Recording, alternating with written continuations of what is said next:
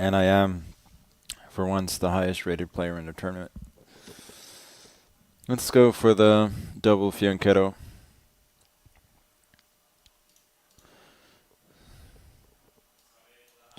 Something I've played a lot. Usually not necessarily via this move order.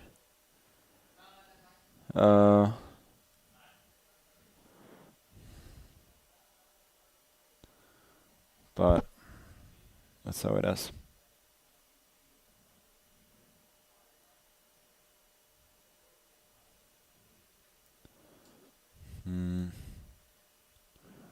What's happening here? D5 looks like a good move. Feels like he's kind of misplaced his pieces a bit.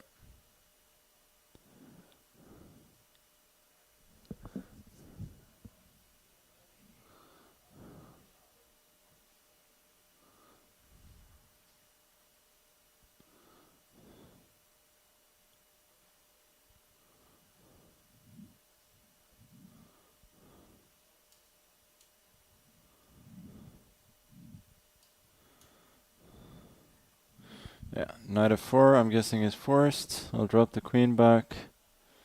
Probably to d6 where it's defended. d5, knight e5, and I'm hoping that this will be weak. Not quite sure that it is though. Maybe I'll do this. Try and jump in with the knight. It's more based on a trick than anything else though.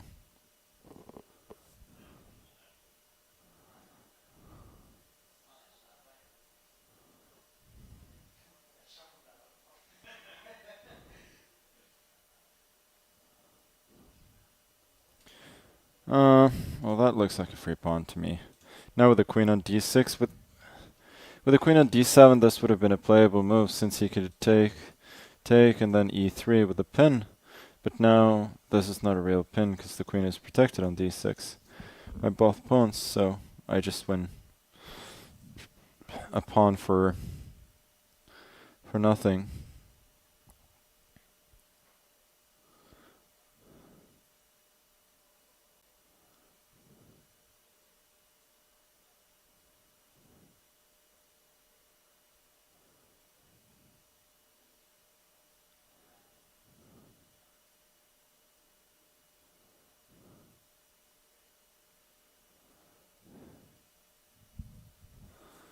And yeah, he's burning a ton of time, but we're already at a point where the position is pretty much technically winning. e5 was also playable, but I wanted to cover this square. Now I can go e5, I think.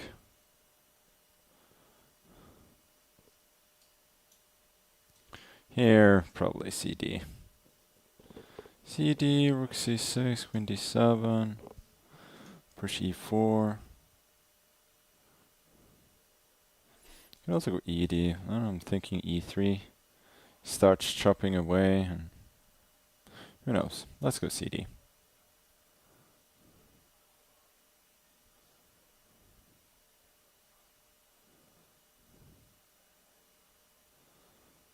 Yeah, I think we continue to push.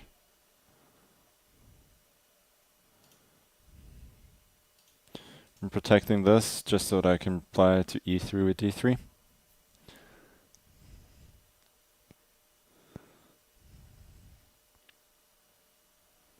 A little centralization doesn't really hurt.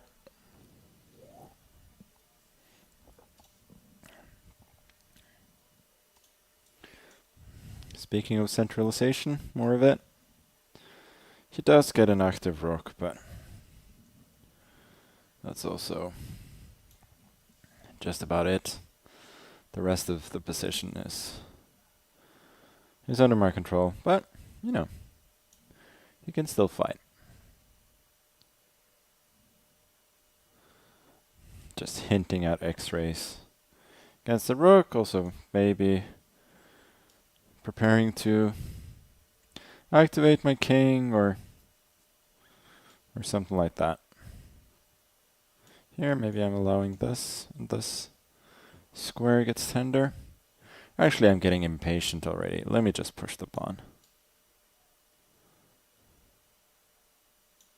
He cannot take this 3 times because his rook will be hanging in the end. And I am getting my pawn here, I think. Rook d2, I got bishop f4, and rook e2 invading decisively.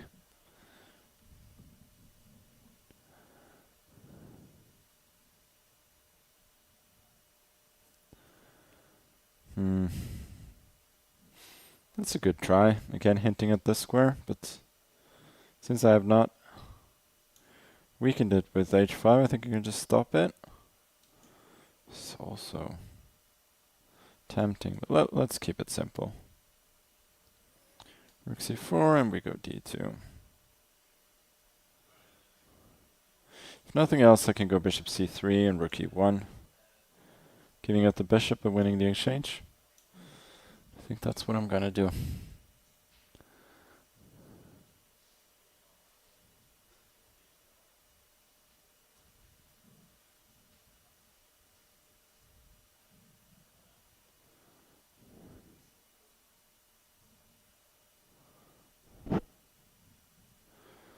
And yeah, there's just no way to defend against this threat.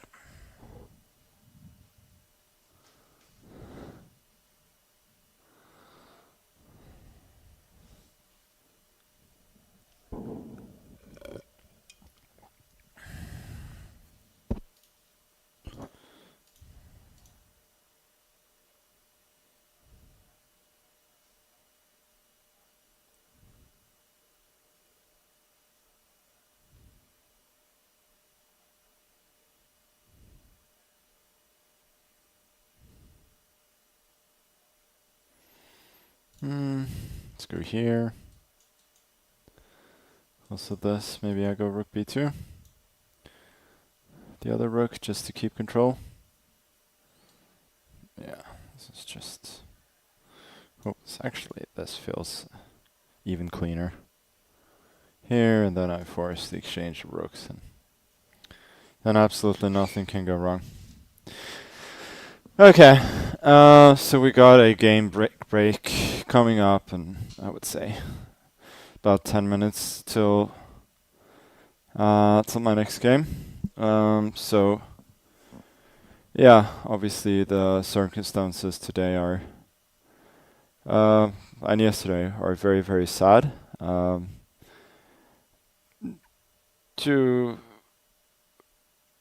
first thing I will say is that obviously, like, I've known Naroditsky I knew Naroditsky for many years. Like, we weren't close, but we played a ton of games against each other online, and he was always, first of all, a great opponent, but also very, very respectful, very nice. And I spent many, many hours not only watching his games, but also watching his streams, which were both, exciting for his incredible gameplay, but also great explanations. And funnily, he was kind of with me during 2 of my biggest moments in the last year when I played him. I played him famously a few games on my wedding night after, Ella had passed out, and we both, had a long day, and there had been some drinking, and she had passed out, and I was still awake, and I felt like I was too drunk to sleep, so I decided to play a few games, and I thought, regardless of what happens, it would be a funny story. And kind of because of that, I decided to play a few games when from the hospital bed as well, when we're waiting for the delivery. With the whole Kramnik situation, not only with Naroditsky, from the beginning, I would say that obviously I've had problems with him in the past, not like big problems, but I've generally, for all his for all his greatness, I generally thought that he was somebody who had a bit of a better reputation than he than he deserved for many reasons. But I did feel at the very start was um, when he was going through when he was starting to this kind of crusade against cheating online, I did feel that at the start, even though I didn't agree with his numbers, I thought at the end of the day, he is kind of fighting a good fight. But that turned on his head completely. First of all, he started to go after Hikaru, which seemed crazy. But I thought that was bad in itself.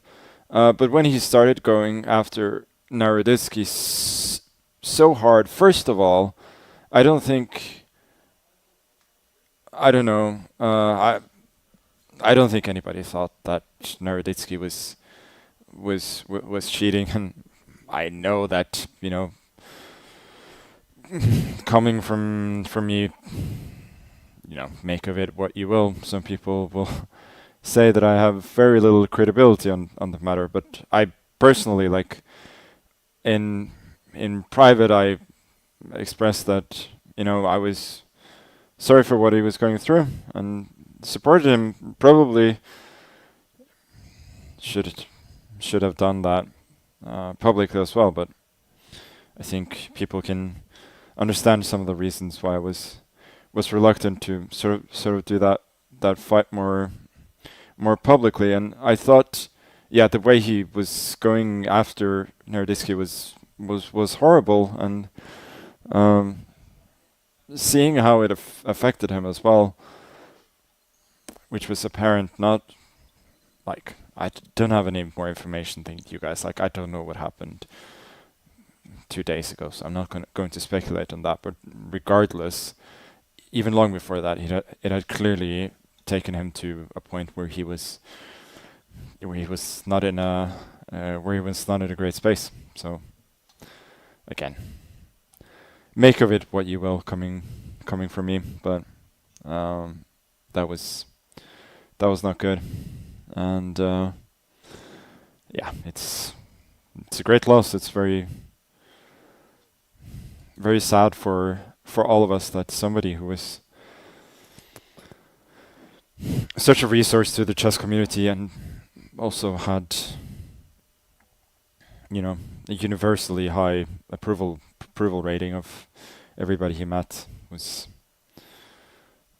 led to the place that he was. And yeah, it's just very sad.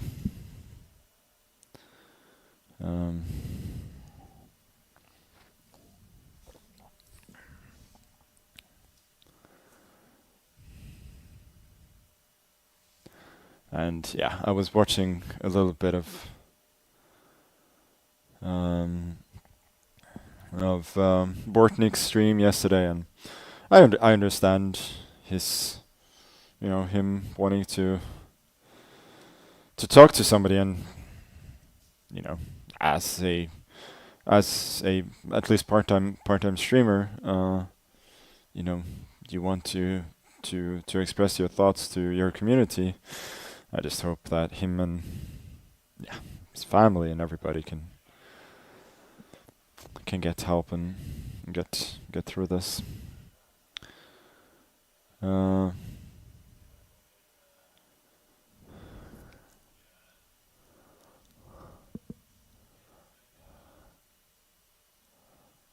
But yeah, we all kind of experience loss in our lives somehow, and it's not fun. That's for sure.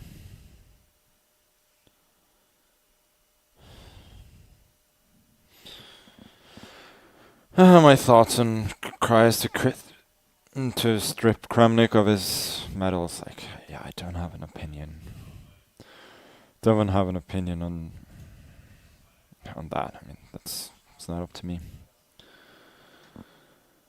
Hey, Magnus, how's your baby? I mean, for something more positive, my little boy is through through everything, both today and many other days. He is a shining light, and he is, in my completely unbiased opinion, the greatest human by far to walk this earth. So that's how he is.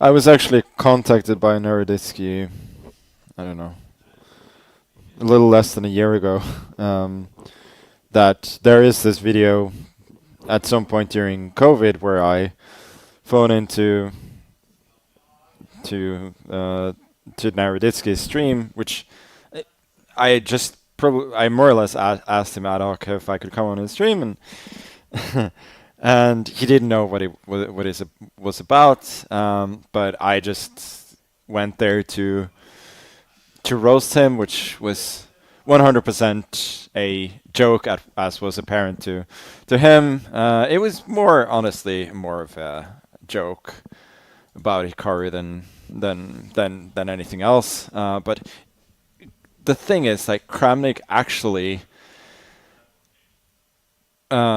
apparently tweeted about this clip and said something, to the effect of, "Don't believe like this is a joke. This is actually real." And yeah, that I don't know what to say to that. That's just. I mean, first of all, it's obviously not true, if I need to say that, and it's also crazy that anybody would think it's true. But yeah, that was certainly one fun moment that I shared with Naroditsky.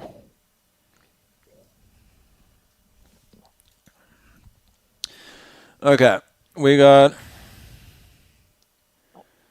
one B3 as the so-called community move today.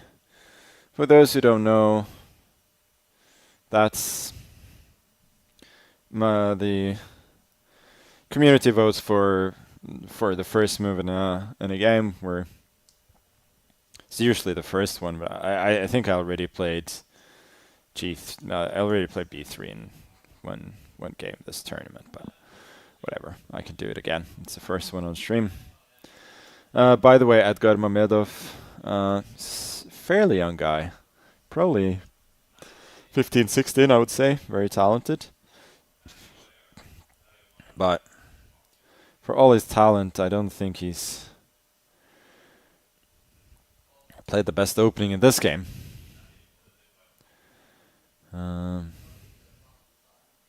Queen E G5 now. There's my arrows again. This and this. Oh.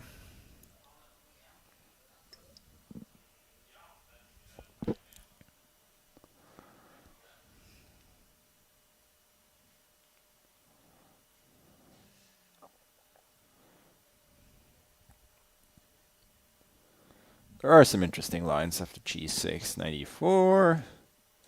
Bishop E5. There's even Bishop A3 in that line, which is a bit of a crazy move.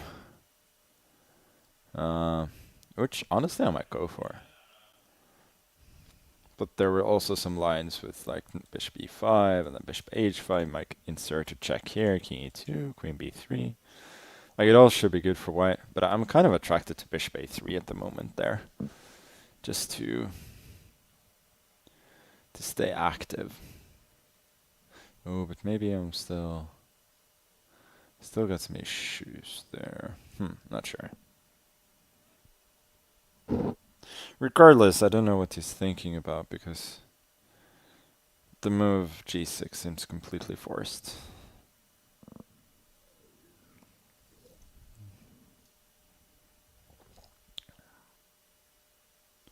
Okay.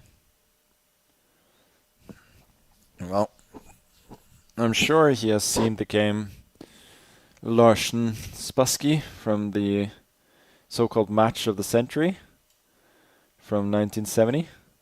We're against the so-called B3, which is, I guess, called the Larsen's opening. Spassky had a blistering attack with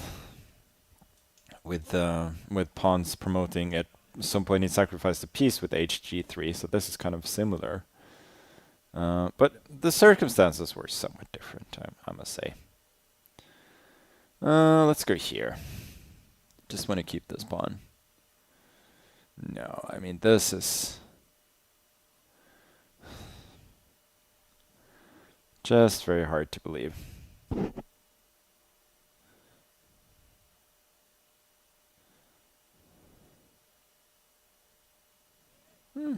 He does get a little bit of play, but shouldn't be nearly enough. Let's go DE. Queen G3 is probably forced, and I'll probably put the king on F1.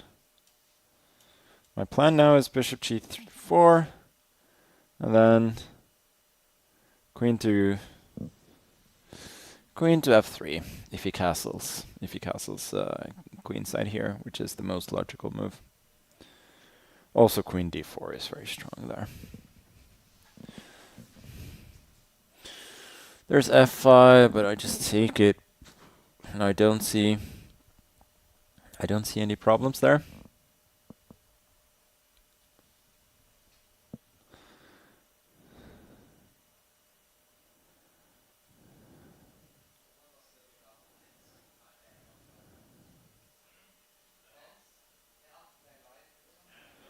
Yeah, queen F3 forces the exchange of queens and winning the game very, very soon.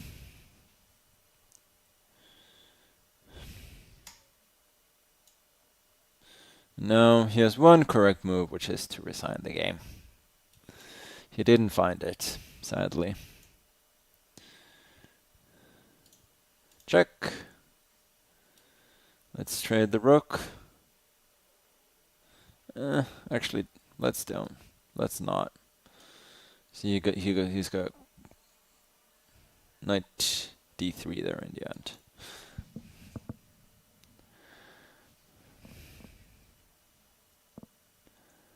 Let's don't. What kind of English is that?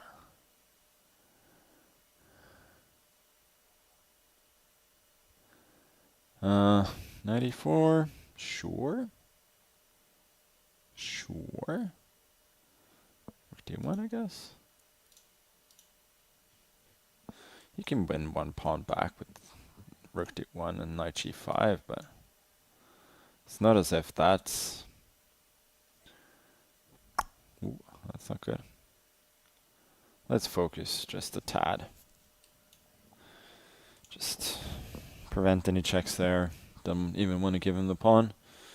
And he duly resigns. Okay. That was not spectacular, but easy enough. Good to see Bortnik back streaming again today. Again, in difficult situations, it's sometimes good to distract yourself. Certainly what I tried to do last year.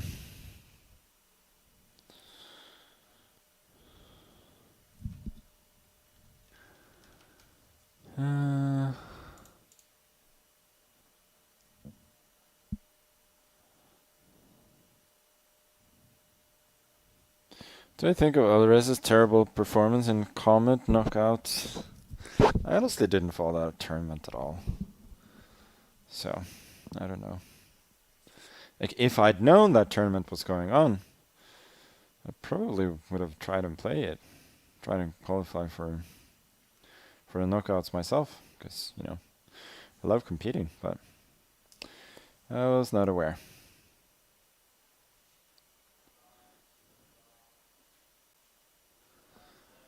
Yeah, this is not going to be on time here, Mr. Bortnik.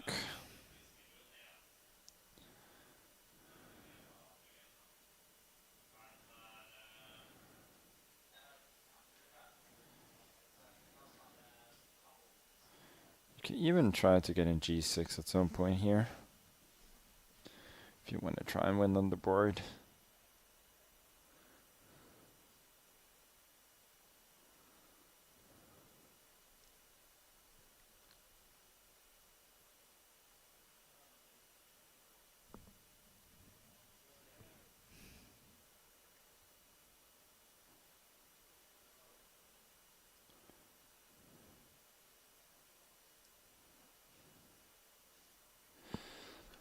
Any reason why I'm not playing the GCL this year?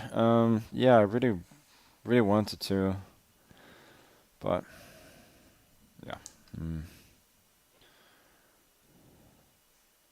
I'm a dad and I have to prioritize. So at the end of the day, I couldn't find the time.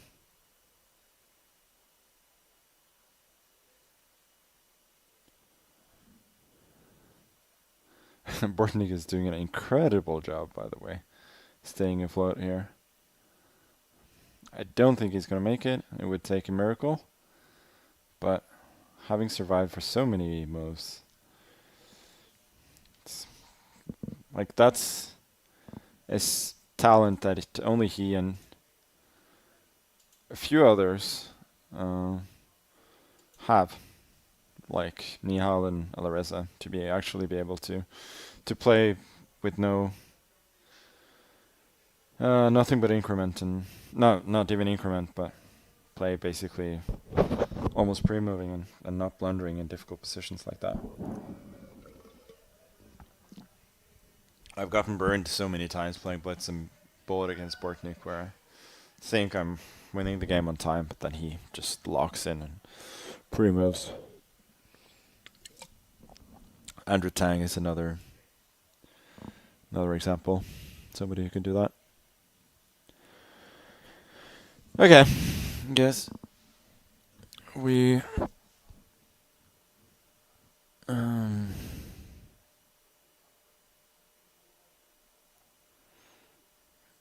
have a new game coming soon, so I've got, I guess, 4 out of 5, which is, yeah, and pretty bad tiebreak, which is natural considering I lost the game early and been paired down, but, we'll try and fight our way back. Georgis Germanovs. He played him recently, either in Title Tuesday or Freestyle Friday. I don't know if he's young. I feel like he's probably young, since he does really well in these events for the kind of rating he has. Oh, wow. Is this some kind of delayed? This doesn't make any sense. I mean, it's possible to play like this, but c3 is just a waste of time, I think. Compared to... I mean, the knight might want that square, and the... Maybe I should have not chickened out and just taken the pawn. Okay, I guess I'll just develop sensibly. So we have a normal system here just with the pawn on c3 for some reason. But what is he doing? That's very strange. I mean, so far I'm just getting gifted a pawn.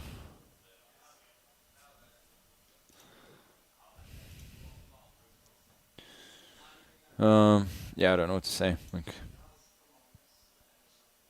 This guy is a strong player. You don't expect to just be technically winning like this without even having to make any, having had to make any difficult moves.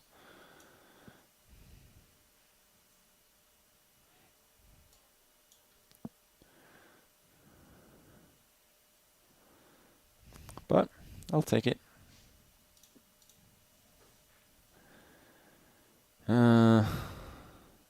Let's go here. Thinking of bringing the knight around. Targeting this pawn. Oh, maybe there's bishop g5 there. Let's go king f8 first. Just make sure that this pawn is safely protected.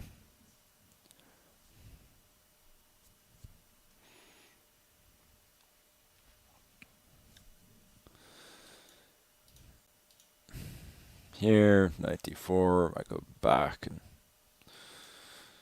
pawn is a pawn. Knight b3, I got b4, forcing favorable trades, and the goal is to have two connected pass pawns on e7 and d6 eventually.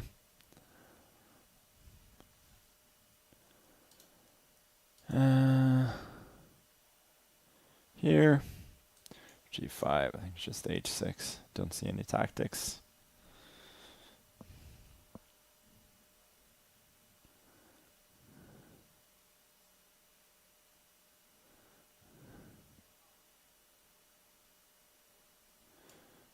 Yeah.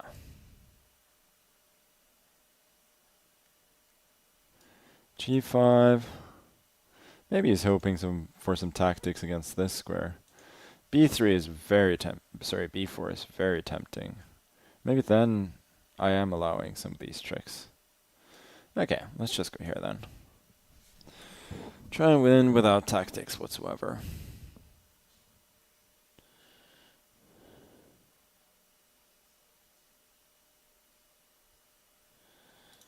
Yeah. I think I'll take the bishop here. No tactics still. Cover this square. You go f4. I'm going rook b5. Preventing f5. Now I just want to go here.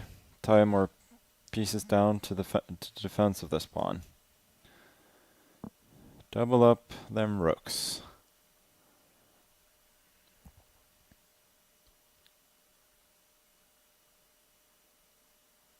He's not playing a bad game after the start, it's just that he has given himself an enormous mountain to climb.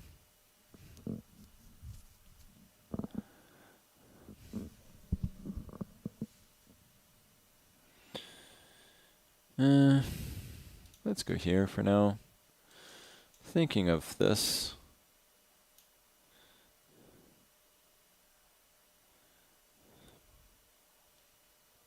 Trying to restrict his forces even more.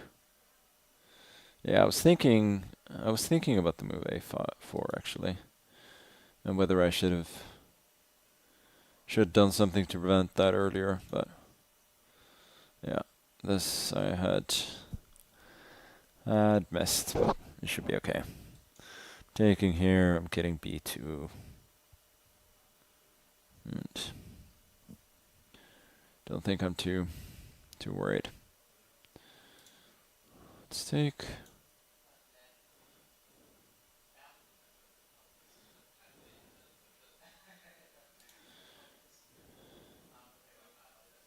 I have allowed more counterplay than I would have ideally liked. I will say that. But still winning. Bishop taking here is going to be strong.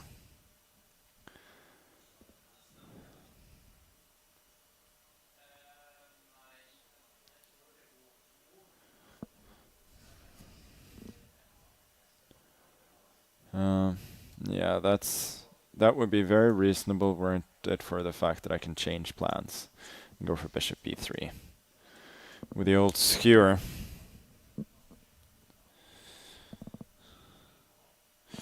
Hi to Ella. She's just flexing her mod powers.